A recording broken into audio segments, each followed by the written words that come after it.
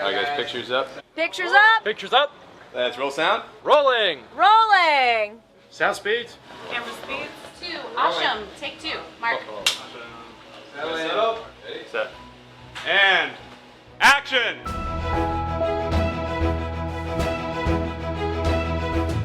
Welcome to the Penn Cinema Podcast, your behind-the-curtain connection for movie news and reviews. Now here are your hosts, Penn Ketchum and David Moulton.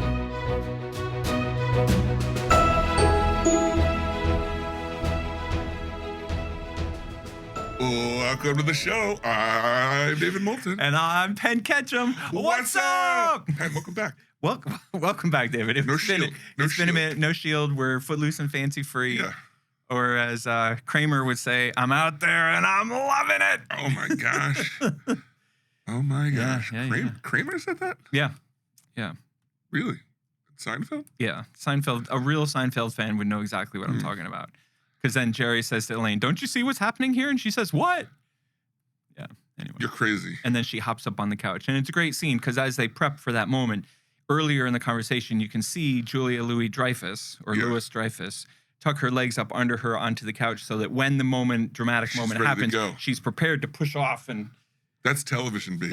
that's professionalism. Right. That's where we picked up our skills. That's why we're so good at this, because of the many hours that I put in dedicated watching Seinfeld. That's true. Yeah. You're always ready to jump on the couch. I say that about you all the time. I say, what is it about Penn? That's a man who's always ready to jump up on the couch. Can we just talk about this for a second? I feel like I might be at that time of my life. I've aged over the years, and I think I might be ready. This is going to come as news to my family. I might be ready for a new nighttime show. Like I watch Seinfeld every single night, like as I'm falling asleep. Get out. And the other day I turned it on and I was like, oh, this episode's not as good as the other. And then I like clicked to the next episode. What? And then I like clicked again. And I never used to do that. And now I'm like, well, I don't know. Maybe I need to. It might be time, David. It might be time. Are you ready for the Intellectual Man sitcom? No. AKA Frasier? Jesus Christ. Are you trying to tell me that you're watching Frasier? You want to crank your pinky out? No, I've I do watched not. all I of do. Frasier. You've watched all of Frasier. Yeah, come on. Yes. Please. Of course you have. Please. All right, you ready to get into it? Please. All right, let's get into news. Spider-Man. Yes. Brand new day. Yeah. You familiar? It rings a bell. It's a new trailer. Right. Came out this week. It's an indie franchise coming out. Right. The first one after the last couple. Right. It got over 719 million views in 24 hours on YouTube. Is that a lot? That is the highest ever. Of all time. Yeah, it broke. I think GTA 6 had the record before. Here we are. What's GTA? Grand Theft Auto. That was a movie? It's a game. Oh, the game had a trailer. Yeah. Yeah. It's like the big game. Yeah. That people have been waiting on forever. When's the GTA movie coming? Never. Okay, so let's not get off track. Yeah. Spider-Man trailer was huge. Right. Brand new day. Brand new day. And what do you make of this? You're the house Spidey guy. Yeah. What do you make of this? I think it's really positive both for Spider-Man and for Marvel in general. I think people are hungry for a Marvel movie that makes sense. They don't want a new character that's like trying to start something, a new side of the franchise. They don't want another multiverse story. They want because this is going to be a grounded, semi-street level Spider-Man. You know, it's not huge stakes. It's not super tech orientated, like, you know, because Iron Man was doing all the stuff for Spider-Man before. So it's going to be and the big thing that I keep hearing from everyone is how they want, this is what they want from Marvel movies. They want crossovers that don't amount to some super huge, amazing, big, overarching thing. So this movie has the Hulk, it has the Punisher, it looks like it's probably going to have Daredevil in it, but none of that means it's leading up to an Avengers movie. It's just like they all work in the same city. It makes sense that eventually they cross over. Yeah. I love that. I love that concept of them like just being in the same city. Yeah. Like they got the same problems. Right. You know? And they don't have to have, I mean, I don't know to what degree they're going to affect the story, but they don't have to Right. be a major part of the story to Right. be a part of the movie. Now, for those of us that are huge Stranger Things fans, Yeah. tell me about Sadie Sink and her rumored role. Or is it more than rumor? It's Well, she's definitely in the movie. definitely in it. Yeah. But they think that the hooded character with their hands out is her from the back because we've seen her in a similar costume and behind the scenes. So the rumor is that either this movie's, because the trailer shows him mutating, that this movie is going to have to be a soft introduction of mutants. There's a part of the trailer where there's a girl with like white hair. People are saying that could be Rogue. But they think that she's Jean Grey. Or another one that they're throwing out is a lady named Typhoid Mary.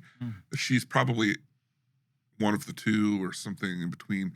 I don't think that she's going to be Jean Grey because we're so close to everything resetting in Doomsday and all that stuff. I think that she might be the Typhoid Mary character because they show that in the trailer there's someone who possesses people and it like moves through people, and that's not exactly how Jean Grey works. So if you're right and she's typhoid fever, yeah, would she also then be in Doomsday? probably not. If she's Mary Jane, if she's not Mary, if she's Jean Grey, she would be most likely. I think that would be the best. But Femke whatever her name is, the girl, Femke Jenkins, Yeah. The girl who plays Jennifer Femkes. Jean Grey Yeah. in the X-Men movies, Right. Yeah. Femke Jenkins, Right. Femke whatever. Jenkins. Yeah, whatever her name Jenka is. Femkins. Yeah, she plays Jean Grey in the original Pinky X-Men. Pumpkins. She's already in Doomsday, Right. so they don't need two Jean Greys. Right. Blinky Bumpkins. Yeah, Blinky Bumpkins. Right. Anyway, this is a big deal that it did so well. This movie's gonna pop off. Are you embarrassed that you don't know that name? Because like it's funny that I'm calling him Blinky Bumpkins because nobody thinks that I would know that name. It's no. Now he's gonna look it I up. gotta look it up. I just think it would be fun. I'm just such a big Sadie Sink fan. I think it would be fun for her to be a character to show up in both, like to bridge the two Marvel movies. I think that would be the ticket. Even though I know that I get it, the Spider-Man's not Femke Jenkins. Jensen. Can we just call her Blinky Bumpkins? Blinky Bumpkins. Yeah. Speaking of Blinky Bumpkins, Oh, speaking. it finally happened. Oh my God, what? Are you ready? Are you sitting down? Did you hit puberty? No, not yet, David. Yeah. Yeah. So the Penn Cinema podcast. Yeah. I'm just. Are you familiar? I've heard of it. Okay. I've never listened to it, Well, like most people. but I've read the book. Right? Now you know I'm lying. Yeah. You probably noticed when you were looking at our numbers that our numbers recently spiked like through the roof like crazy. And you're probably thinking it's because now we're on YouTube and we got the fancy video, we got the set and the crew and the whole 9 yards, but that has nothing to do with it. The spike in our recent numbers is solely attributable to our recent shout out that we did receive from our friends on the Plant the Seed of Learnings podcast. Wow. Now, a lot of people might not think that movie news and reviews would go well with early childhood development and education. Kids want to know. Kids want to know. Yeah. Who do you think's in here watching Pout Pout Fish Fish? Yeah, exactly. Right. You. Right. So anyway, shout out. I'm not going to dwell on it every week. I'm just going to say thank you to our friends at the Plant the Seed of Learning podcast because they had their show the other day. It was very grown up. You know, it was very scientific and smart, you know. And then at the end, they were like, hey, by the way, our friends at the Penn Cinema podcast are the best and we love them and you should listen to the podcast. Wow. Yeah.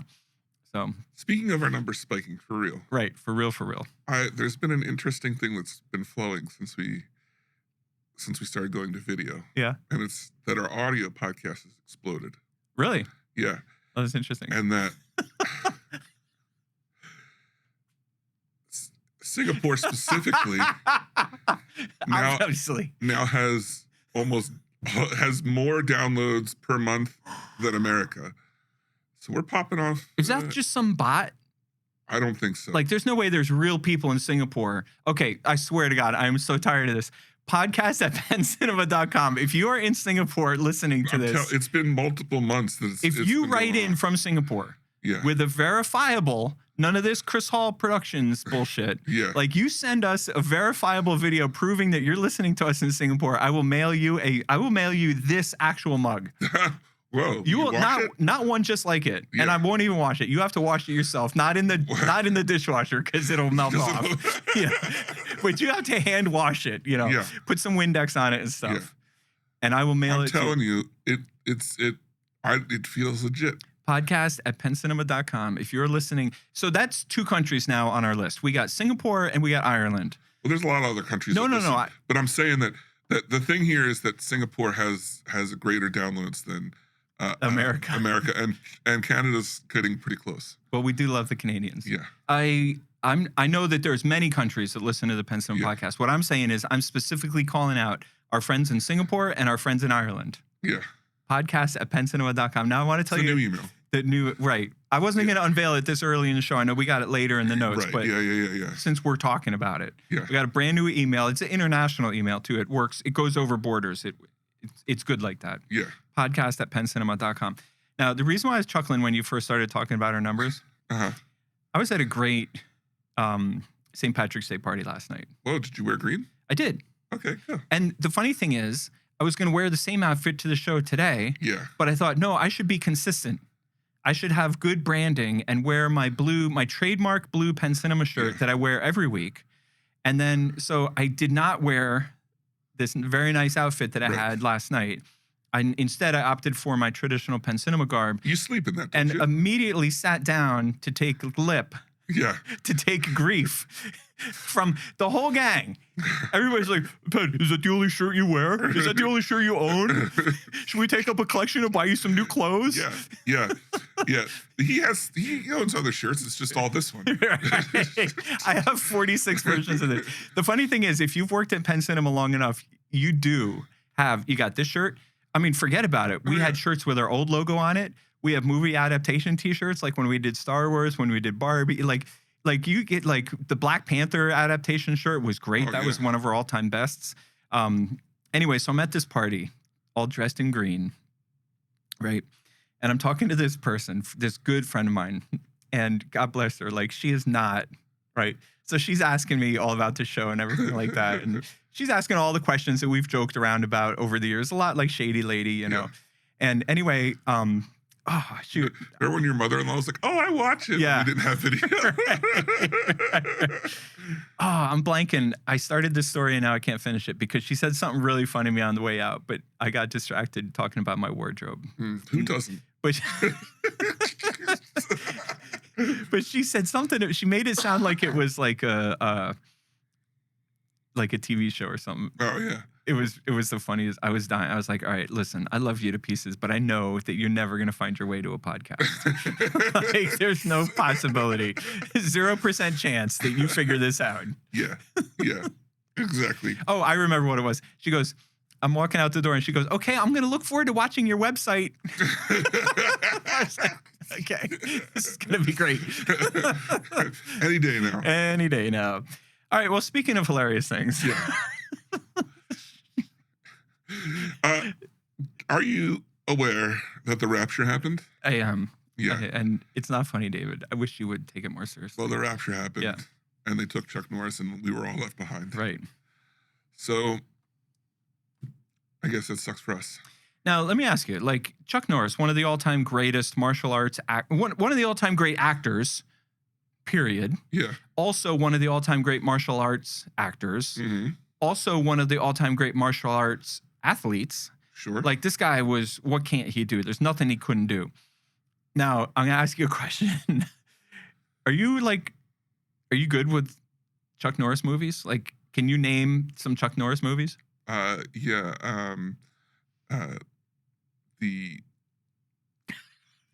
God, it's on the tip of my tongue. Right? I want to say Incredibles, but it's not Incredibles. It's Untouchables. The Stallone The movies. Untouchables was No, Kevin the Costner. Yeah, the Stallone movies. Expendables? Expendables. Yeah. Okay, but I'm talking about Chuck Norris in his prime. The movies that made him. Not the movies he got paycheck movies for because his name was Chuck Norris. Oh. And Stallone said, I'll pay you $1 million if you show up 3 days and do this thing with us. Walker, Texas Ranger, because every episode was basically a movie. Okay, so that's a TV show. Right? So that's a point of view. Okay. No, you cannot name. No. Right. No. What does that say? Can you name a Seagal movie? Oh, Under Siege was Under Siege is that's the only one that I could name. But these are huge, legit actors, and it just shows you like how fleeting fame is. Yeah. He's one of the most famous people, but he's famous for these memes, like Chuck beat the Grim Reaper or, like whatever, like all that kind of stuff. Yeah. I don't know.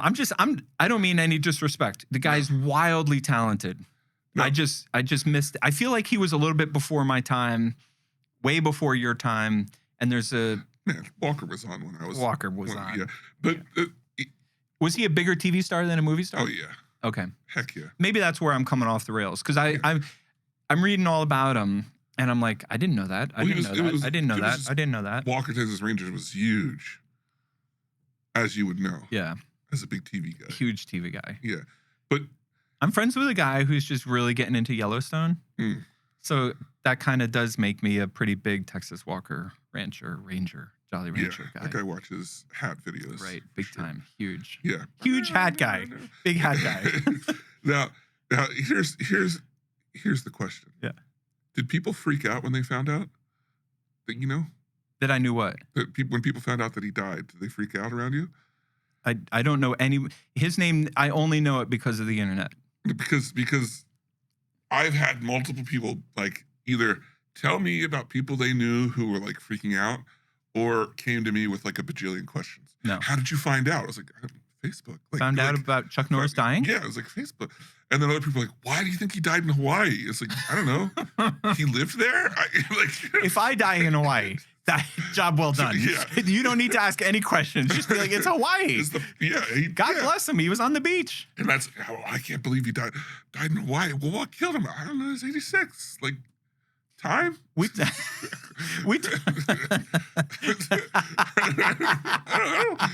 Right. How do you answer? Yeah. So, anyway. We need to be better prepared. I think it's been a while since we really covered like the funeral plans. Yeah. Each other's funeral plans. The only way that we can really go out is at the same time. Otherwise, Right. it's a lot of work. It's a lot of questions. Right. Not it. Yeah. Anyway. Okay. So I think that that covers the Chuck Norris stuff. David, I wanted to, if I can, you got a second? Wait, should we keep this in the downs? In the downs? In the RIPs? Yeah. Okay, let's keep it in the RIPs and skip ahead. Okay. Val Kilmer. Oh, in the downs, like the downers. Yeah. We're going to just knock out all the downers. Knock out all the downers. And then we'll be back on the uppers. Yeah. Okay. Yeah. Val Kilmer, who we all know passed away last year. Everybody knows that. Or the year before. Nobody forgot that. Where he died at one point. Right. At some point, was he in Hawaii? Where was he when he died? Where was he? Why? Why was he there when he died? Why? That's the big. Wait, this is very suspicious. Why was he in one of the most beautiful places in the world? Yeah, that's when he was dying. Why was an old man who did not have to be at work in the morning on a beach in one of the most beautiful places in the world? Riddle me this. He could have been in an office right. environment. Right. He could have been in traffic. He could have been on the Schuylkill. Why would he be on a beach? Please. Well, Val Kilmer is about to star in a movie as deep as the grave. I thought you said he died. Oh, yeah, I did. Oh, go on. But he is being reproduced by AI to be in this movie. Now, I looked into this because I was like, this is ridiculous. It's not that he's someone, I'm pretty sure it's not someone acting as him and then their face over him. I think it's a fully AI version of him. He signed on to this movie and then was unable to be in it because of his throat cancer. Okay. But he apparently consistently was talking about how important this movie was, which means it's not terrible. It's going to be horrible. But apparently, because he kept talking about it, his children gave permission for this to happen because he thought it was so important that this movie went forward. And thus, we have a movie as deep as the grave that the only reason I think people are going to see it is because of this. I was going to look up what studio is making this, but I don't care. Yeah. Let me ask you this, David. Hopefully you have a safe trip home after the show today. Yeah. But if you don't, if you get hit by a bus, I hope it's in Hawaii. Are you cool with us like popping in AI David Moulton to do the show? To carry on? Yeah. You're good with that? Yeah. All right. So we got I'm record of pleased. this. Yeah. Okay. Because I'm not. I don't want to. I think the world has had however much time I'm blessed with on this planet. I think that's enough to impose on the world. Like, I don't think they need more of me. Here's my caveat. Yeah. One of the AI's arms is to be really buff. And Just one? Just one. Okay. Just so you know, some people look at it and they go, "What?" Oh, so like a tell? A tell. You want to tell? Okay. Yeah. Speaking of tells, I spotted a tell recently that I think confirms, and I want your opinion on this, that I think confirms that Doomsday is moving forward. And what I mean by that is Dune 3 and Avengers Doomsday are, in fact, going to be released on December 18th together. And I think you are the only one who's been questioning that it's not. I know for a fact that I am not the only one. I know that executives in IMAX and Warner Brothers and Disney have all been talking. What I'm saying is the fact that the Dune 3 trailer dropped with December 18th on the trailer tells me that the three main parties were not able to come to any plan B. Yeah. I think it's going to happen. Now, some people have been calling it Avengers Doomsday instead of just Doomsday. Yeah. Which I don't like that. I don't like. I think that gives Avengers a little bit too much hand. It's unbalanced. In Seinfeld. Doomsday is. I got you. You got it. Doomsday is perfect. Yeah. Avengers Doomsday is like, no, what it's are we too doing? much Avengers. Yeah. So unless it's Avengers Doomsday 3. As a Dune fan. Yeah. How do you and a Marvel fan? Yeah. How do you feel about this? I think it's fine. Put them out. Make it a big weekend. Yeah. I got nothing going on. Here's what we're gonna do. Got a lot going on. Here's what we're gonna do. We're gonna have 2 screens of Avengers and 2 screens of Dune, and then Dune is also gonna be in IMAX. Right. So we're gonna put the Avengers in the 2 biggest theaters. Yeah. In Lidditz, that'd be theater 4 and 5, and we're gonna put Dune in theaters 3 and 6, which are also quite large auditoriums, but they're just a little bit smaller. So you start in the middle of the building with Avengers, and you put Dune on each side of it, knowing that even though Dune gets fewer seats, it has that 400-seat overflow theater in IMAX. So it probably ends up with more seats than Avengers. So then if you get if you see a window, you can put shows in theater 10 and theater 2. Those go to Avengers because Avengers doesn't have the benefit of IMAX. Here's another idea. Talk to me. All right. Throw all your smart marketing and money-making ideas aside. Yeah. Right? Yeah. And you do one day full Avengers. The next day is full Dune. And you alternate. Right. Just repeatedly. Okay. And people have to choose. Make your choice now. This is when we find out. I've been waiting for the day. Do you remember a couple years ago, the guys from Sony Repertory who handle the Sony Classics called me and wanted to thank me for giving them a shout out on the show? Oh, yeah. And I was like, oh my God, they're listening. So this is when we find out if anybody from Warner Brothers or Disney wants to step forward, or IMAX wants to step forward and admit that they're listening to the show.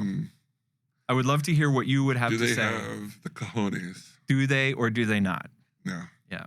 They're all in Singapore. And I almost want to ask them if I can do a full day of Dune and then a full day of Avengers and then a full day, like that plan, which I know you're just being funny. Yeah. But I've never before. This is the first time. First time. Yeah. You know, you're coming out of your shell a little bit. You've always been very reserved. Yeah. Very shy guy. That's definitely me. Right. I would love to see the expression on their face when I ask, hey, listen, we want to try something a little different. Yeah. How do you feel about this? Right. How do you feel about not being on screen all day, but just for all day? And then tomorrow you get the whole thing. The whole thing yourself. Yeah. Yeah. All right. So. All right. You ready to move on? This is something that wasn't on our list. And then I was like, wait, didn't this happen? David, the very roots of this show are in the Oscars. Right. So our first show was our Oscar predictions. Right. Which were all movies we had not seen. So David and I got together and we were like, well, it was David's idea. He said, what do we about we do this show? And I said, oh my God, I would love to do that show. That's a great idea. Yeah. So I think your exact response was why. I'm still waiting. I'm still trying to figure it out. So I'm like, that's a great idea. So we went back and forth. We do this. We could do this other thing. We had ideas. And then we were like, we got to pick a date. So we picked a date. We're like, all right, we'll get together on Sunday, whatever. And then it turned out it was like the first or second week of January. and Oscars were coming. Yeah. Or maybe it was the third week of January. And we were like, oh, we should do an Oscar show. We'll talk about all the upcoming Oscars. And so David was like, oh, that's great. Yeah, that's what we'll do. And we were both really excited about it. And then we get in and we hit record and we started talking about it. And we're going down the list. And it suddenly becomes clear neither one of us had seen the movies.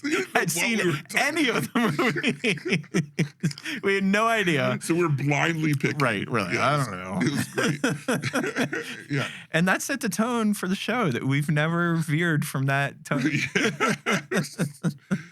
So the Oscars happened. So the Oscars happened. Did you watch? I did, and I thought they were great. I did not watch them. I did. Because I knew you were going to. Right. And half is better than none. Right. So I said, that's fine. Yeah. So let's go over some of the winners here. Best Picture, One Battle After Another. Do you want to give your opinions on whether it deserved it? I didn't see One Battle After Another, so I can't. Yeah, you were a little disadvantaged this year because you were in the hospital for when a lot of these good movies came out. But One Battle After Another was my pick.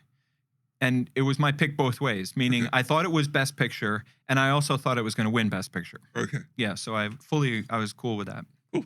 And then Best Actor, we had Michael B. Jordan for Sinners. Yeah, I'm cool Yeah. with that. I thought it was going to be Michael B. Jordan or Leo, and I predicted Leo because he's like the movie star.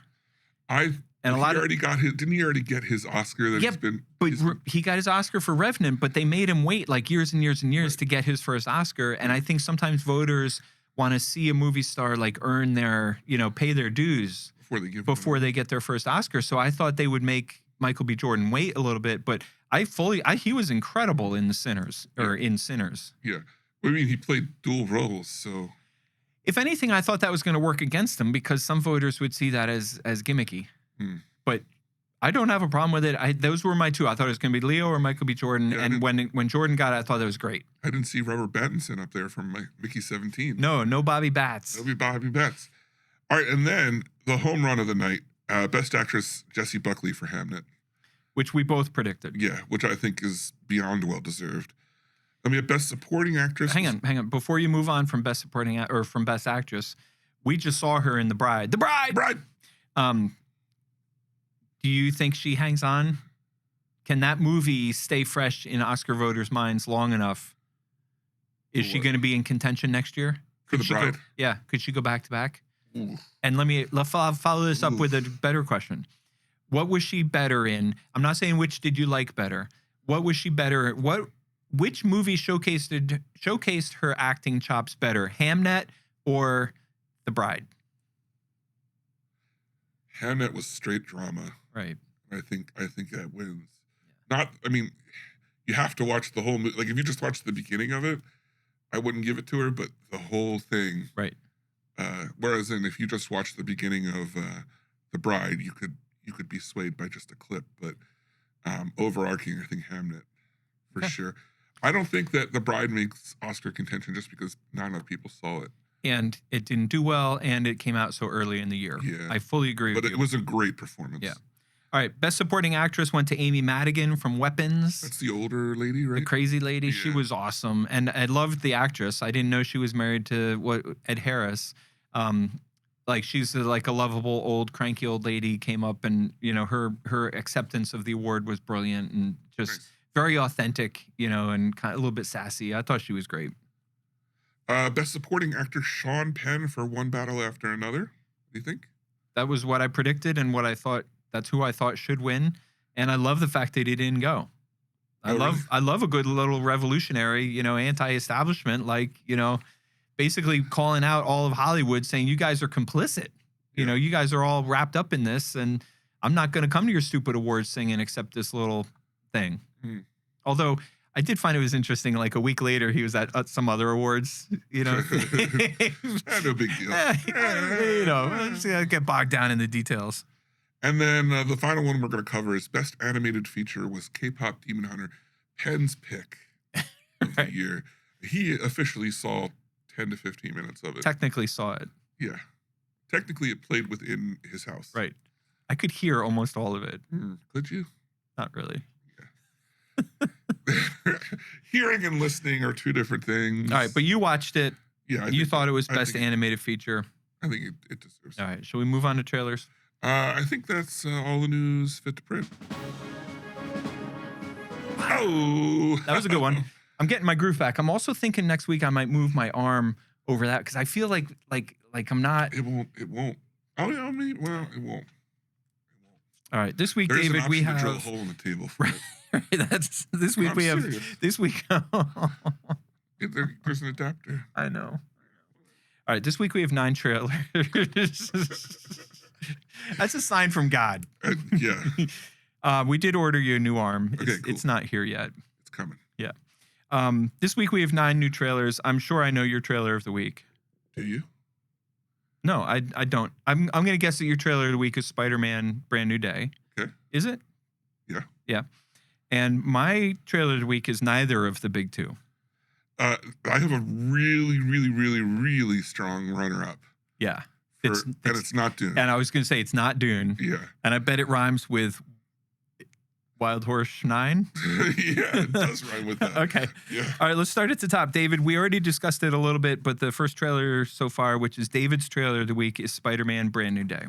Yeah, I don't know if there's much more to say other than this is really exciting. I think that they're hiding a lot of stuff. There's a scene where just like in the last one where the other 2 Spider-Man were hidden, they were taken out. I think there's a scene like that in this one. We've got the Scorpion, we've got Hulk, we've got the Hand. There's just a lot of stuff going on. This could be really exciting. Yeah. So I think we can move on from there. Comes out the end of July. It's coming soon. Yeah. It's I am crazy. so hyped. Yeah. It's spring now, by the way. Officially springtime. I didn't bring up the weather a few weeks ago when it was horrible. Right. And here we are back again to the horrible weather. Yeah. Your boy's not happy. By horrible, he means in the 60s with a beautiful sunny blue sky. It's too hot, and I'm not here for it. Too hot for the hot tub. Yeah. Next up, trailer number 2, Dune 3. Yeah, I got a lot of people reaching out to me. About I'm this sure one. you do. Yeah. I think it looks good as a trailer. I get irritated that they constantly keep saying it's the epic conclusion when Dune Messiah is not a conclusion. It's a bridge book between 2 other books, and even the trailer doesn't make sense in the fact that they show Chani and Paul like in a loving relationship after she like left him to go start a rebellion at the end of the last. There's a 12-year gap between stories, so maybe they'll explain it away. Maybe they'll fix it. I don't know. I think visually it looks really nice. The music is always good. Stay calm. Stay calm. I love how upset you are. Let me hear you talk about how pew pew cool it looks. I was like, whatever. I was like, I'm going to be watching Avengers. I mean, I don't know how else to say it. It's coming out. You're going to release this movie the same day as Avengers? Yeah. I'm going to be in there watching Avengers. You're going to watch both. I will watch both. Yeah. Next up is my trailer of the week, and I'm going to go a little step further. I'm kicking it up a notch, and I'm going to say this is my trailer of the month.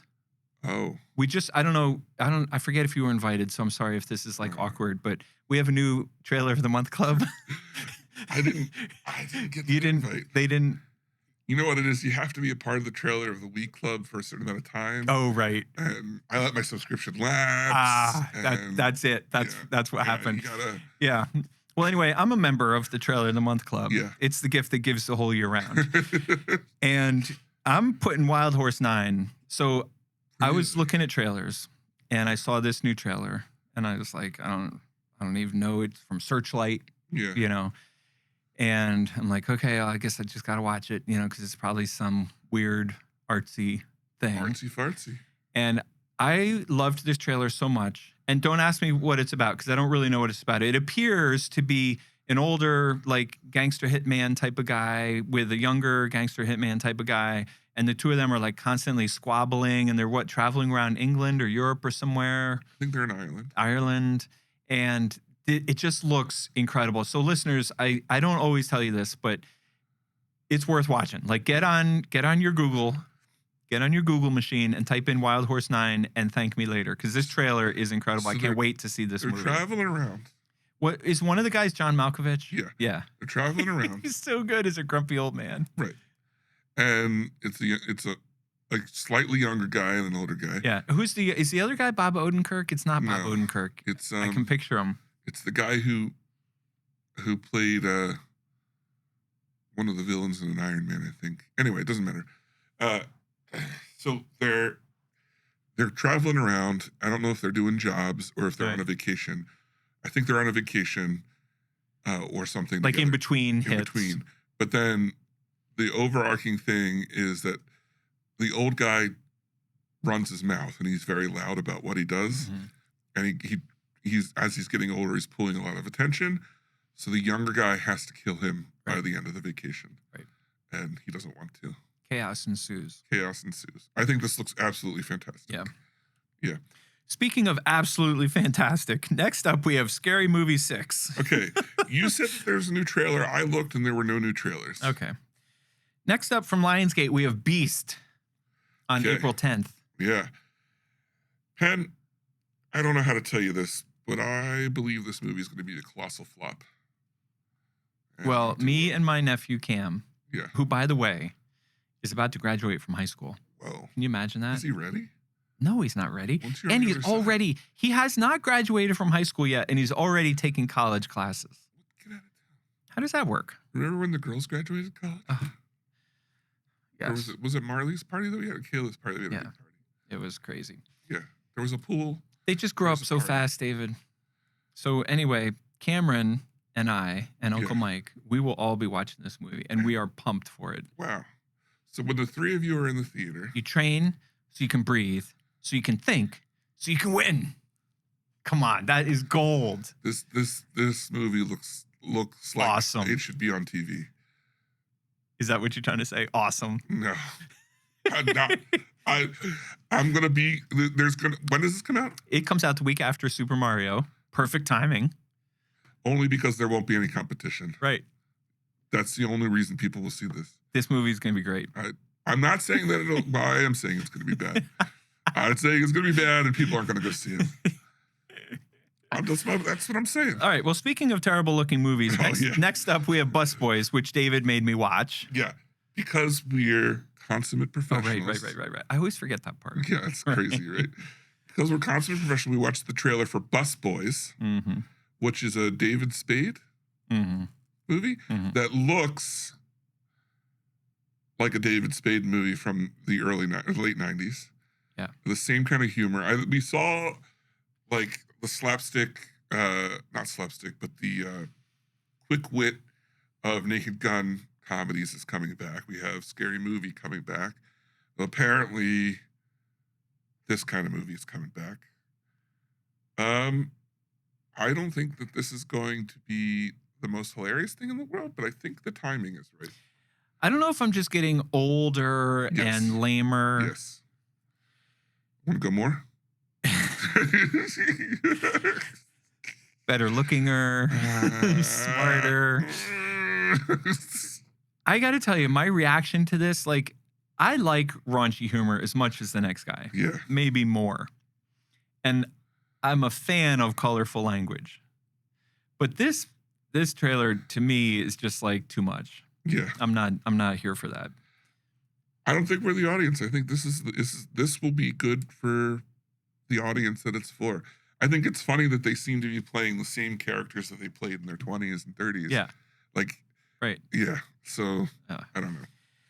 Next up, we have a teaser trailer for Sonic the Hedgehog 4, which comes out a year from now, March of 27. To which I thought when watching is like, wow, there's been 4 of these?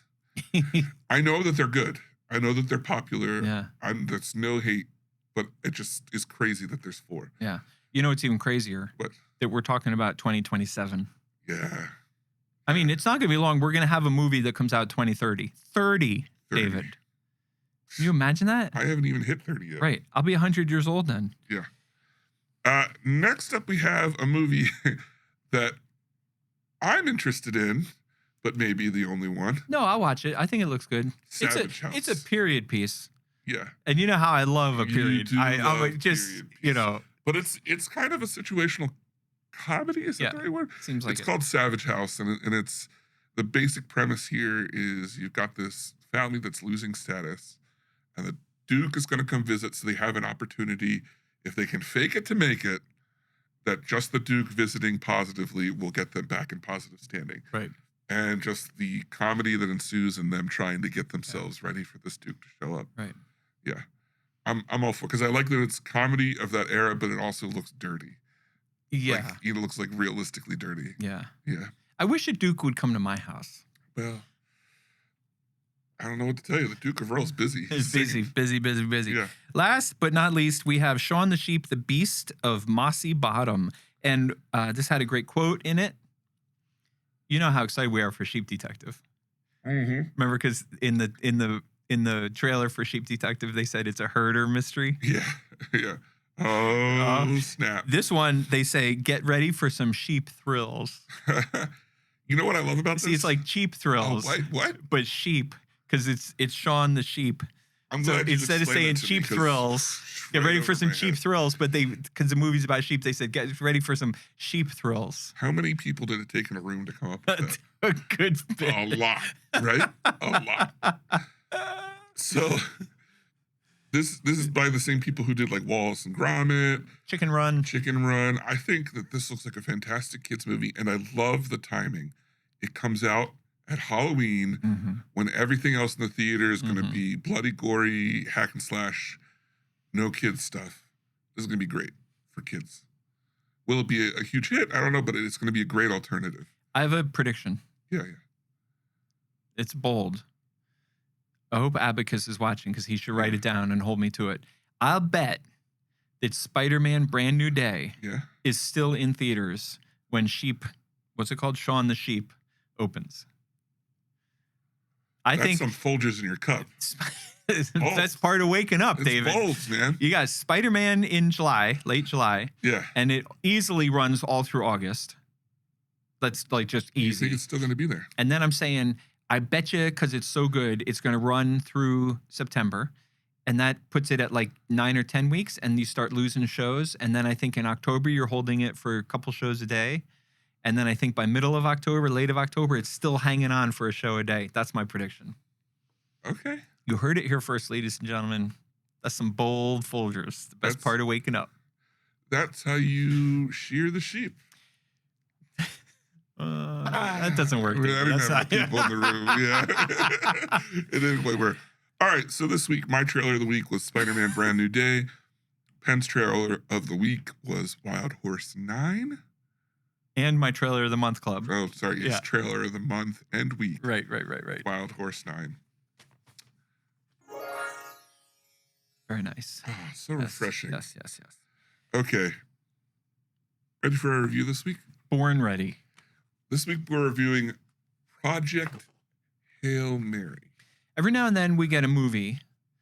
I'm trying to think the last time we had this. I mean, we've had it recently, but I'm going to compare it to like Top Gun Maverick or Barbie or Oppenheimer, where this is a movie that is, without exception, everybody who I've talked to has loved it. Like it's being universally appreciated as like everything you hope movies can be, period. Yeah. You know, it's like good old school, amazing movie. It's fun. It's got heart. It's got a little action. It's got some anxiety. It moves. Ryan Gosling is incredible. Yeah. I thought it was fantastic. It's actually really struggling for my movie of the year. Yeah. Because Hamnet's got it. And it's just like, I think Hamnet is a better movie, No. but I enjoyed this movie way more. First of all, no. What? First of all, As a movie, Hamnet is a better movie. incorrect. Yes. You're wrong. Yes. I'm sorry. Let me. It makes my emotions. Hello, world? Yes. No. Yes, David, I'm sorry. The world has spoken and you're wrong. I'm telling you. Okay. First of all, no. But you didn't even let me get to second of all. Yeah. And It doesn't matter. I think this can help you. Okay. I think I'm going to help you. I'm Yeah. going to throw you a little lifeline. Oof. First of all, no. But second of all, Hamnet was 2025. But we saw it this year. You And saw it this year. As we've said in previous year ratings, if we saw it that year, it counts. Okay. Well, then I'm going to just stick with the first thing, which is that you're wrong. Project Hail Mary is 1,000 times better than Hamnet. Hamnet is more uppity. It's more, it's like dramatic, and it's all weepy, and it's thumbs out, and it's... Yeah, and by liking Hamnet, it makes you a better person than other people. Right. You're forgetting that Right, part. you are superior. Yeah, I yeah. forgot that for a second. Thank you. Keep it up, David. I'm going to start calling you Princess Donut. That's a little inside joke right there. There you go. For readers, for people who read. I wouldn't know who they are. Yeah. Okay, so Project Hail Mary is my current movie of the year. Yeah. I thought it was fantastic. I don't think that one of the things that I thought was nice was that having the aliens spoiled did not spoil the movie. Right. Like, I know there was a lot of talk about how that gave away the big reveal of the book. Looking into it, I want to read this book. Apparently, there's some interesting stuff that they left out. And it's a good enough story that I think I could read it and not be bored knowing what happens. And don't talk. Don't you dare talk. I want to see it again. You're going to see it again. Yeah. I love it. You can talk now. I watched it with one of the co-hosts of Plant the Seed of Learning podcast. Wow. So I have very high intellect. Wow. Yeah, You know what I mean? Just not like they probably like Hamnet. not just like a regular schmo. You know what I mean? Like a real a thinker. Yeah. I watched it with somebody who read the book. Whoa. And when they read the book, they were like, "Penn, you should read this book. Yeah, that's not You good. should read this book. Penn, you should read this book." Oh my God. And then it started, "Honey, you should read this book. Whoa. Sweetheart, you should read this book." Wow. It's like we were married. Yeah. That's weird. What did Amy have to say? Right, exactly. So Amy and I watched this movie, and after it was over, and I was a little anxious because she loved the book so much. So I was like, I hope she likes the movie. Anyway, Amy's opinion is that she thought the movie was better than the book. Because she said she felt as though the book, and she's not one to say that. She loves reading. She reads all the time. She's wicked smart. And her opinion was that the book gets sidetracked a lot with like pseudoscientific, like there was a whole couple chapters on how he got the translating machine, to translate the thing, and sort of bogged down in the science, which you're going to think I'm making this up. But the truth is that I do have a friend who is an actual rocket scientist. And he was over at my house, and we were talking to him, and it turned out that he had also read the book. Yeah. And Amy asked him, his name's Ralph, and Amy asked him, "Hey, Ralph, how much of that science in Project Hail Mary is true?" And he said, "Very little of it." That Andy Weir is, is that their name? Yeah. He is a very pseudoscience writer type guy. Like The Martian is incredibly bogged down by it, and this was his sequel to that. Artemis Fowl is a lot less. I think he dropped it for that one. But from what I know, both books are very, that's why I think people who like hard sci-fi like them. Because so you're going to love it. I might. I think because honestly, while watching the movie, some of the parts that I was like, were the parts where they left out how quickly they translated things. And there were some jumps of logic that I was like, well, I mean, there's probably a reason I don't really need to know, but I want to know. Want to know. Yeah. This movie was incredible. I agree with you. I would watch it again. Yeah. And I'm going to say best movie I've ever seen. Best movie I've ever seen. I highly, highly recommend going out. I know someone in the room said they saw it in IMAX. I'm sure they'd say it was even better in IMAX. Yeah. And I would recommend, I have some friends who have young children, not like super young, but like, I think this movie, like middle school and up would be, it would be great. Yeah. Rocky is a great character. I think the analogy. I think he's a puppet too. I think the analogy would be if you would bring your kids to a Marvel movie, you can bring your kids to this. And if not, it's even tamer than a Marvel movie. Yeah. I think this movie's literally fun for the whole family. Yeah. Did you guys get any of the special popcorn cups? No. I saw there were ones that were like shaped like Rocky and stuff. We got The Devil Wears Prada. Oh.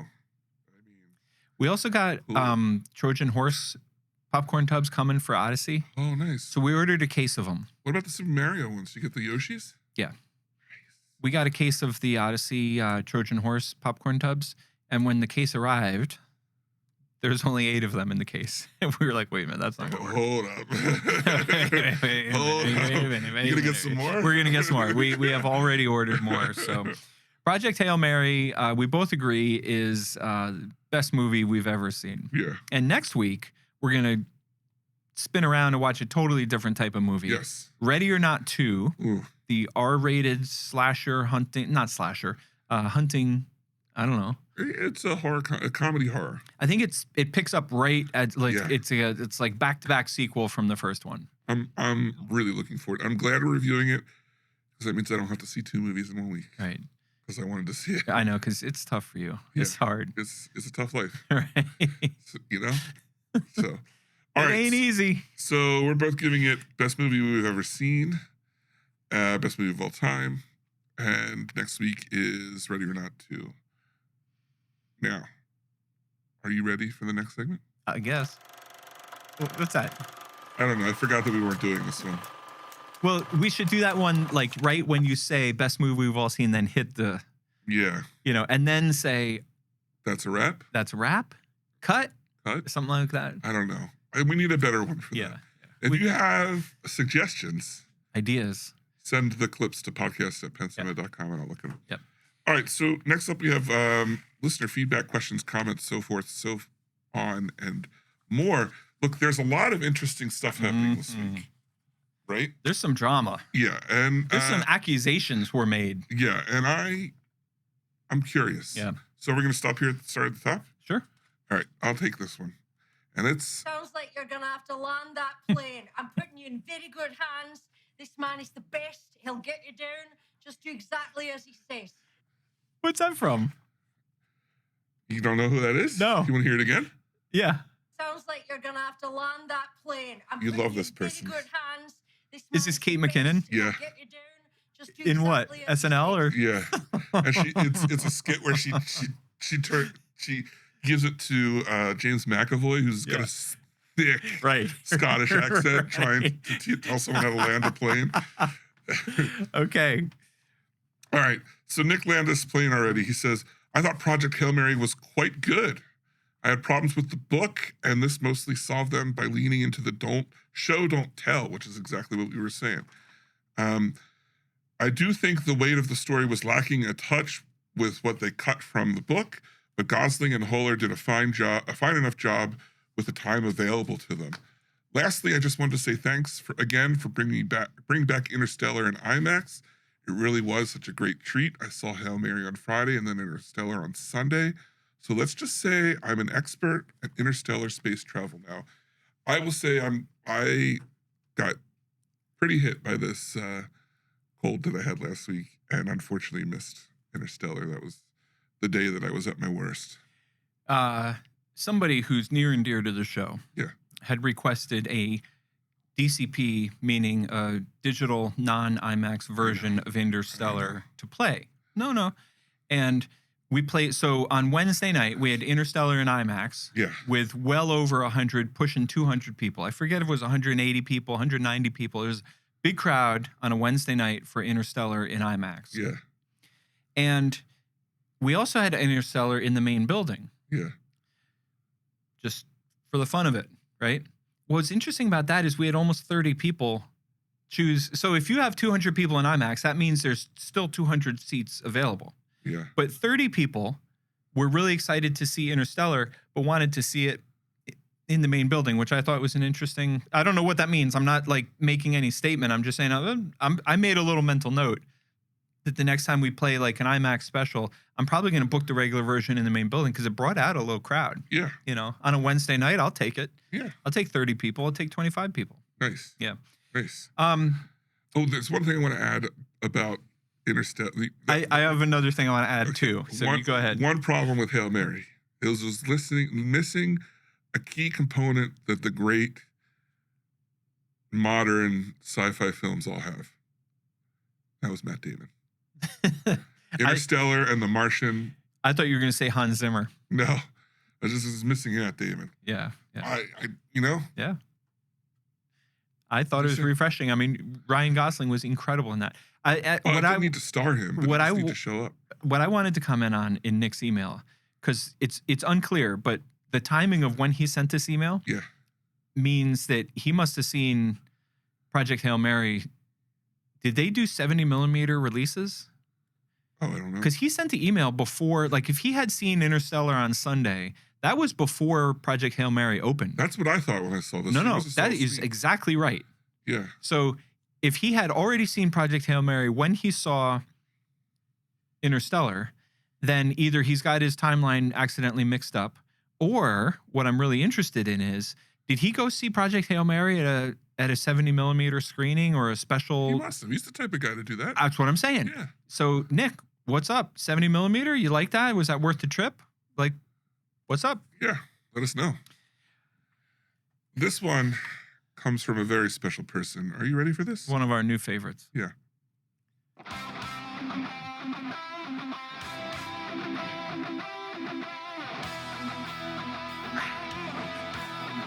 That's right. Huntington Valley guy is here. Huntington Valley guy writes in and says, wow, what a great guest. I am a former boxer. Isn't that crazy? We picked it out. Yeah. We knew. I just could tell. Yeah. He said that that being said, he said then his email got a little smudged. Oh. So there was something in the middle that redacted that I didn't quite catch. Something about a subway card. I didn't, whatever. Whatever. But he goes on to say, this may be the most anti-Frodo email I've ever written, meaning we commented last week that his emails are incredibly succinct. Right. And Frodo's can be verbose. Yes. Whoa. Big words. Wow. Look at you. Oh my. I know the big words, David. I know all the big words. That's true. Huntington Valley guy goes on to say, although I was unable to see Peaky Blinders at Penn Cinema, I did, however, see it at a different independent theater. After listening to your podcast for the last year or so, I have come to appreciate how difficult it is to run a theater, and I will do everything I can to only spend my money at independent theaters and not the big chains. Thank you for helping small business. Thanks, Huntington Valley guy. That's dope. Yeah. Yeah. That's awesome. Very cool. Now, David, I want to cover the next couple. Oh, there is some throwdown. There is some drama. Yeah. Now, this show tends to be pretty lighthearted. Right. We don't like to get too much into craziness. Right. But we got some incoming. Yeah. We do the gobble gobble. We do the turkey wobble. We do the gobble gobble. Times two. Times two. Yeah. Don't play it twice. No. I would never. Never. Please, God, don't play it twice. No. Although I think that is my favorite intro. Yeah. It's so good. It's a great one. All right. So in the order in which they came in.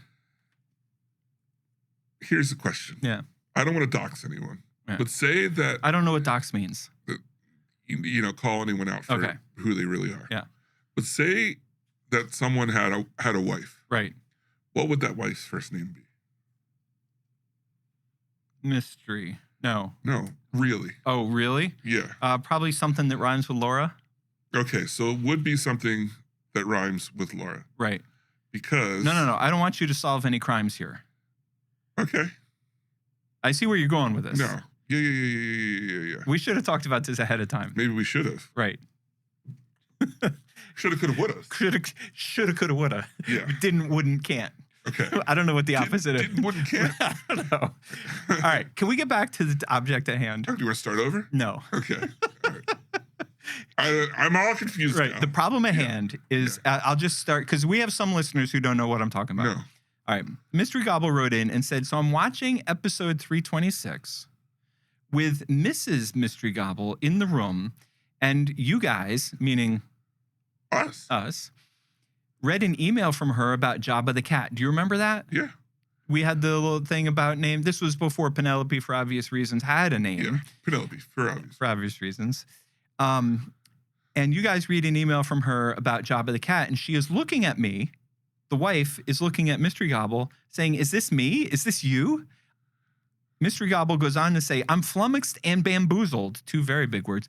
Neither the real Mrs. Gibble nor I have any idea who this imposter could be. Huh. So we have some controversy. Some controversy at hand. Shortly thereafter, later that same day via text, we hear from Mrs. Mystery Gobble, who writes in and says, so there I am on our big date night, eating Chinese food and watching the Penn Cinema podcast. Does Scott, meaning Mystery Gobble, does the Mystery Gobble have another wife out there? Who is this Mrs. Mystery Gobble? Because it's not me. And then she fired up 7 exclamation points at the end of that to underscore the point that she denies writing in this email. What? What do we do with this? Do we retract? Someone named Rhymes with Laura Right. wrote us an email saying she was the Mystery Gobble's wife. You think she got hacked? Who would hack her? I don't know. Would the Mystery Gobble dare to hack his own wife's account and write in? David Moulton. But why would he pretend to not know? He's no About the joker. Mystery He's Gobble? not a joker. He doesn't He's do never- practical jokes. He's never laughed in his life. Right. That's what they say. Right. I don't know. What do you know? As someone in the know, what do you think happened? Somebody was leaving potatoes one time in somebody else's front yard. And I don't want to name names, Yeah. but it might have been the Mystery Gobble. Wow. He's got a track record of amusing himself with mischievousness. Is that how you say it? Mischievousness? Mischievous. Mischievousness. Mischievous. So that's my first guess. Is that Mystery Gobble set up? I think Mystery Gobble posed as Mrs. Gobble, wrote in, and then circled around so that she would hear to it cover and up be like, his tracks and hear him deny it, right? That's my theory. Podcast at penncinema.com if you have a different theory. Yeah. Okay. Yeah. Did you see that he wrote in like last minute too? Yeah. He wrote in giving a name for the cat. And whereas in some people said that we should name her Penelope For obvious reasons. Which is what we did. Yeah. He wrote in a literal thesis on why we should call it, what was it, Whiskers or something? His most recent email was, first of all, almost as long as Frodo. It was Yeah. straight out of Frodo. Yeah. It smelled a lot like artificial intelligence. That's crazy. Right? He's never done that before. Right. It also reminded me a lot of the wild goose chase we had with the Irish wedding listener. Oh, yeah. Remember how we were friends with this person who turned out to not even exist? We were invited to their wedding. You and I had each bought tuxedos to wear to the wedding. I had plane tickets. Yeah. That was turned tough. out to be a fake. It was a hoax. Who was behind it? Chris Hall Productions? That's what I thought. Yeah. Forever banned from Ireland. Yeah. Right. For obvious reasons, just like Penelope. Yeah. For obvious reasons. Okay. Nobody take the next one? Please. All right. Next up, we have Austin Atreides, who writes in. Which I have to say. Yeah. I don't think that's his real name. What? I don't think that's his real name. You don't think that they named the characters in Dune after him? I don't. That's weird. I know. I know it's weird. It's crazy. I But, feel like you come at things off principle so often. I don't get it. okay. It's been a while. Oh yeah. There I was minding my business at work minding my business. And lo and behold, I got a notification that the Dune trailer dropped. So naturally, I stopped working and watched it immediately. This trailer made me more excited for the movie. I love seeing more of the Dune universe, things like the Talaxu and the Guild Navigators as well, as Alia and her temple. It is interesting to me how it looks like they are going to show the Jihad, which is never really explored in Dune Messiah, which you would know if you've read the books, Penn. Besides a few lines. Once again, the scale of this movie looks amazing and it looks really well shot. The chanting in the background of the trailer was really a great choice in my opinion. However, I do share some of David's concerns with how Chani will act in this movie, since they changed her character so drastically at the end of the last movie.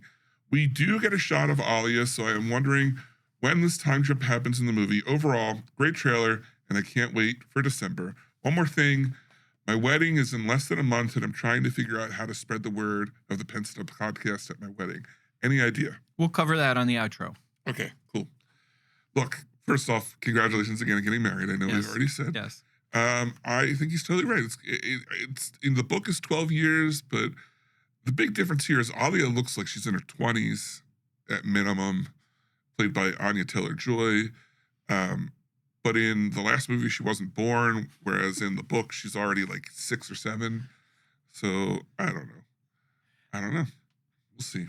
We'll see how long they put in between the two of them. A lot of questions, not a lot of answers, a lot of disappointment. David, you are the co-host of the host. I don't know if I forget if you're host or co-host of a nationally recognized Dune podcast. I was a co-host. You were a co-host. One of three. One of three. Okay. Trace. Is that show up and running? No, it isn't. Okay. No. The Dune Saga podcast concluded right around when Dune 1 came out. Because I was going to ask you if the show was like digging into this. No, we kind of ran out of content. So what we were doing was we reviewed the books in the controversial chronological order one by one. It lasted for several years. It was an amazing show I did with Scott Herzog and Jim Arrowwood, and we got a lot of recognition. We had the author's son on, current author. We talked with they were like talks to have us involved in the movie and somehow we just never were able to pull it off. But I mean like promotion of the movie, not actual Right. Yeah. So unfortunately, that's no longer going. Still gets a lot of downloads, but it's no longer going. Yeah. Lots of things to say about Dune. Maybe I'll have to get the guys back together. Yeah, that's what I was. That's what I was driving at because I read Austin Atreides' email and I was like, oh, whatever. And then to hear you read it and then not only read it but then have opinions about it and comment on it, I'm like, these guys are talking their own little language. Yeah, an important, not to be ignored, language. Yeah, for sure. Big time.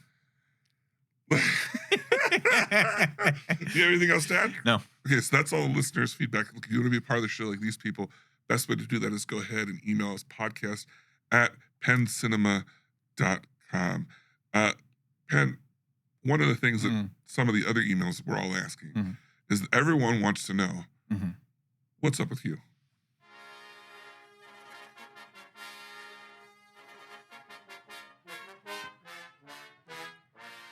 Oh.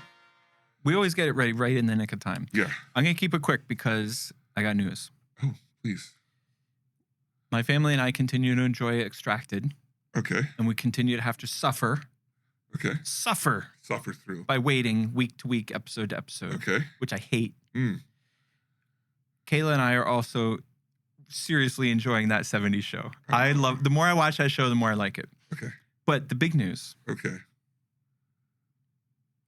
Last week we talked about Dungeon Crawler Carl. Yeah. And there were some comments made. 2 weeks. Yeah, there were some comments made before the show today while we were setting up that alluded to the idea that Penn claims that he bought it. He claims that it was going to arrive. Yeah. And the implication was that he was lying. Right. Which, first of all, he was not. And then the subtle secondary implication was that he may buy the book, but he's certainly not going to read it. Yeah. He did buy the book. Oh, wow. And he is reading it. Oh. What's up? I'm 9 chapters in. Oh. I mean, I know about the Princess Donut. Yeah. I know about the rat boy thing. Mordecai. Yeah. Yep. I mean, I know all about it. I know the eye missiles. Yeah. How are you doing? I'm loving it. So you're actually liking it? I am loving I was reading it. And I was like, I don't know how much you're going to like it because it does draw very heavily on RPG like knowledge. I am loving it. Really? Yes. I'm all in. Really? Penn, I got something for you. Did you already finish it? No, I'm on chapter 20. Okay. So I'm almost halfway. Yeah. I got you a gift. Oh my God. And Stop. I want to encourage this thing that you're doing where you are going to read a book every month. And I got you a books I read this year counter. Now, it came with extra dice, right? So you can change that to how many books you read and whether or not that's true. Right. We'll see there's an extra dice to put on top. And this one is for books that are not about exercise. And it's only 1 dice because I doubt it'll get past 1. Okay, so the bottom dice have to all be 0. And then... Except for, yeah. So should I set it to 1 or do I have to finish? How many you have to finish it? But did you read for January and February? Yeah, but it was about breathing. Well, does that count? This dice is for books that aren't about exercise. So that one's at a 0 until you finish Dungeon Crawler Carl. Okay, all right. So that we can look and see how many books you read and how many books actually counted, which is obviously going to be the smaller one. So that can be like one can be like in progress. And we'll move this one to 0. Or I mean, it should be one when it's done. One when it's done. So right now it should be all zeros. No, I thought you said you read one about breathing. I did. Oh, but just the top one. Okay. Yeah, just the top one is for books that aren't about exercise. I really appreciate this because I think the other reading. one's total. I think reading is good for you, and I appreciate that you, as a friend who cares about me, trying to help me with my New. For those who are just tuning in, I made a New Year's resolution to try to read 12 books. Right. Which I thought in and of itself would be enough. Well, you said one book a month, so now you're just saying it has to be 12 books, so you can. No, I said one book a month, but then I didn't read anything in January. Good job. Now I changed it to 12 books a year. And then David pulled the rug out from under me when he said they can't all be about racing. Right. And sports and training, which I don't even follow what the problem with that is. Yeah, those don't even count as real. Those are like not even real books. They are the best books. Anyway, so I'm into Dungeon Crawler Carl, and I am thoroughly, genuinely enjoying it. Do you think? I know you're only 9 chapters in. Only? Yeah. Okay. You're only 9 chapters in. I would like to praise it as, since you are 9 chapters in. Okay, since you are halfway through the book that I am in. Right. Do you think that if this book is good enough, you will dare to read any more? Yeah, absolutely. Okay.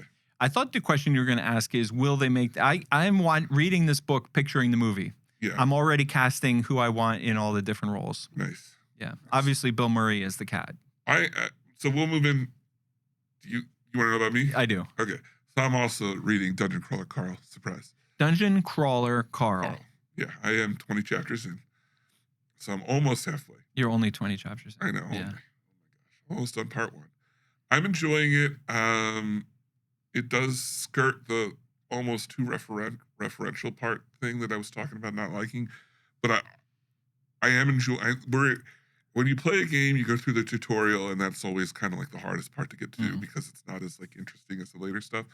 And I definitely think we're still in the tutorial part of the book, so to speak, where like the meat of it is coming. And I am enjoying it, and I'm pretty sure. I mean, I have the second one, so I'll definitely read the second one, and that'll be the big test to see if I go on to read the other 6 or whatever. But it's a fast read. It's not very heavy.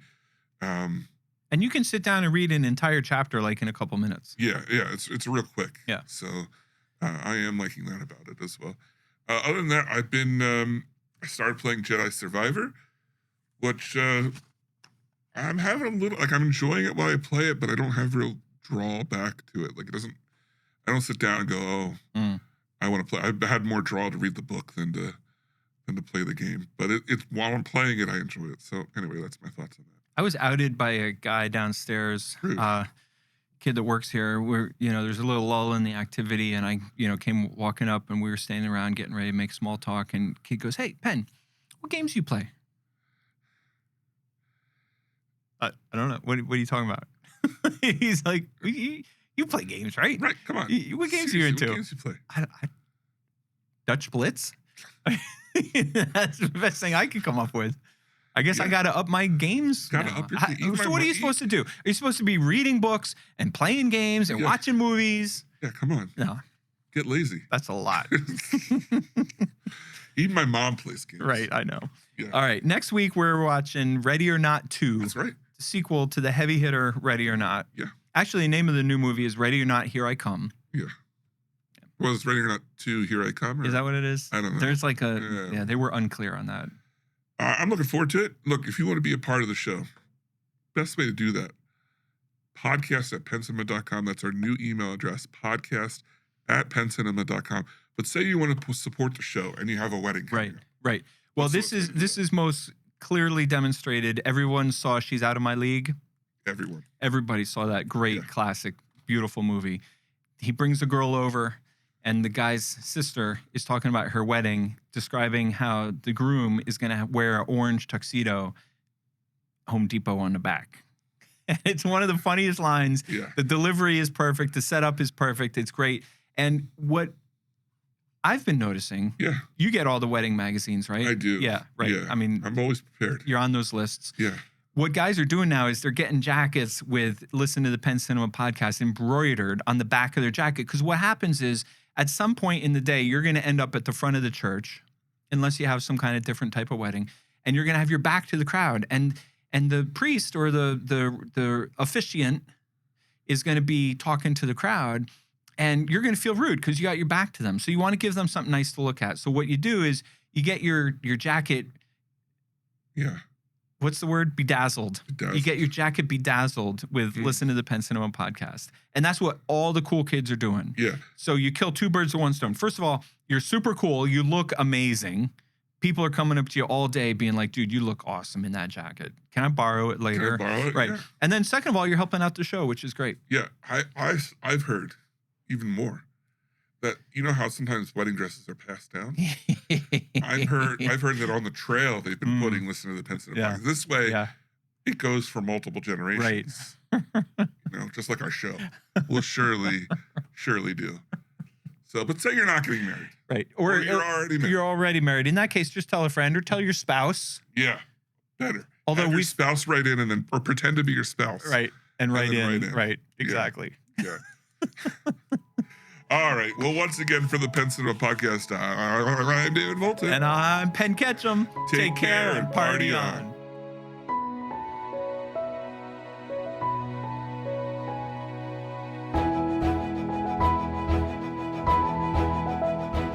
Thanks for joining us this episode. Our hosts would love to hear from you.